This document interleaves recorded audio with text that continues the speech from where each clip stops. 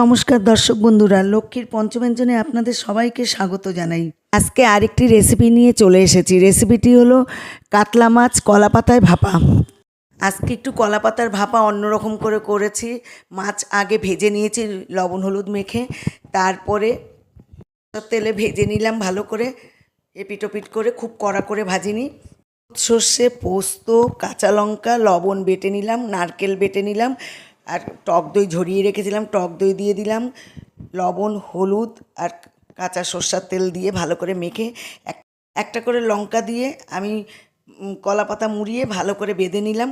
সব মাছগুলো বাঁধা হয়ে গেছে। এবার আমি একটা ফ্রাই প্যানে সর্ষের তেল দিয়ে গরম করে কলা পাতা 3টে করে আমি দিয়ে দিলাম মাছ, এপিট ওপিট করে উল্টিয়ে নিলাম, বেশ একটু পোড়া পোড়া ভাজা হবে, নামিয়ে নিলাম। হয়ে গেছে। রেসিপিটি খুলে আমি দেখালাম, দেখুন গরম ভাতের সাথে জমে যাবে। ভিডিওটি যদি ভালো লাগে লাইক কমেন্ট শেয়ার সাবস্ক্রাইব করে পাশে থাকবেন। ভালো থাকবেন।